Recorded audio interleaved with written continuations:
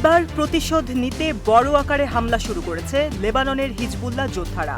বৃহস্পতিবার উত্তর পূর্ব লেবাননে হিজবুল্লাহর একটি অস্ত্র উৎপাদন কারখানায় বিমান হামলা চালায় ইসরায়েলি বাহিনী। সেই হামলার জবাবে শুক্রবার সকালে ইসরায়েলি সামরিক অবস্থানে ড্রোন ও রকেট হামলা শুরু করে হিজবুল্লাহ। হিজবুল্লাহর একটি বিবৃতির বরাত দিয়ে লেবাননের আল মায়াদিন টেলিভিশন জানিয়েছে, গোষ্ঠীটি বেশ কয়েকটি আত্মঘাতী ড্রোন দিয়ে গাইটন কিবুতজে 411 আর্টিলারি ব্যাটালিয়নের নবপ্রতিষ্ঠিত সদর দফতরকে টার্গেট করে। এটি ইসরায়েলি সামরিক কর্মকর্তা ও সেনাদের আবাসিক ভবনগুলোতে আঘাত করেছে।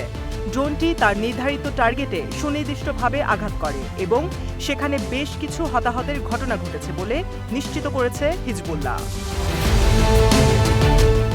গত বছরের 7 অক্টোবর গাজায় ইসরায়েলের হামলা শুরুর পর থেকে দেশটির উত্তরাঞ্চলে বেশ কয়েক হাজার ড্রোন, ক্ষেপণাস্ত্র ও রকেট হামলা চালিয়েছে হিজবুল্লাহ।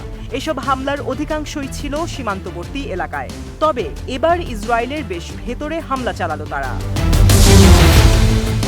এদিকে ইসরায়েলি সংবাদ মাধ্যমগুলো জানিয়েছে, শুক্রবার সকালে লেবানন থেকে পশ্চিম গ্যালিলির দিকে বেশ কয়েকটি ড্রোন ছোড়া হয়েছিল।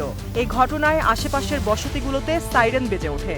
ইসরায়েলি সামরিক বাহিনী দাবি করেছে, অন্তত একটি ড্রোন সমুদ্রের ওপর দিয়ে আসার সময় ভূপাতিত করা হয়েছে। অন্য আরেকটি ড্রোন গ্যাটন কিবুতজের কাছে বিধ্বস্ত হয়। ড্রোন হামলা করেই চুপ থাকেনি হিজবুল্লাহ। বৃহস্পতিবার দক্ষিণ লেবাননের বিভিন্ন এলাকায় ইসরায়েলের বিমান হামলার প্রতিশোধ হিসেবে ইসরায়েলের সামরিক অবস্থানে 60টিরও বেশি রকেট ছোড়ে গোষ্ঠীটি। এক বিবৃতিতে হিজবুল্লাহ জানায়, তাদের যোদ্ধারা ইসরায়েল অধিকৃত গোলান হাইট সহ বেশ কয়েকটি ইসরায়েলি সামরিক অবস্থানে 60টিরও বেশি কাতিউশা রকেট হামলা চালিয়েছে।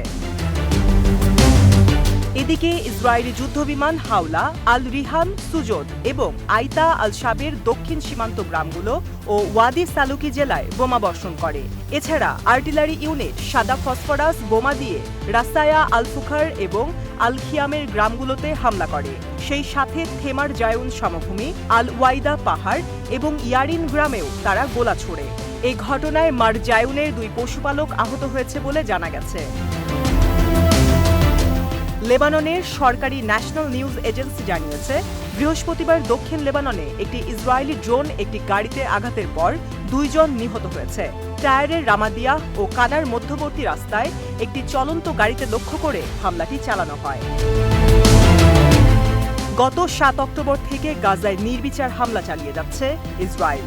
এই সময়টাতে লেবানন ইসরায়েল সীমান্তে প্রায় প্রতিদিনই হিজবুল্লাহ ও ইসরায়েলি বাহিনীর মধ্যে পাল্টাপাল্টি হামলার ঘটনা ঘটছে। গাজায় যুদ্ধবিরতির চুক্তি হলেই কেবল হামলা থামবে বলে হিজবুল্লাহ জানিয়েছে।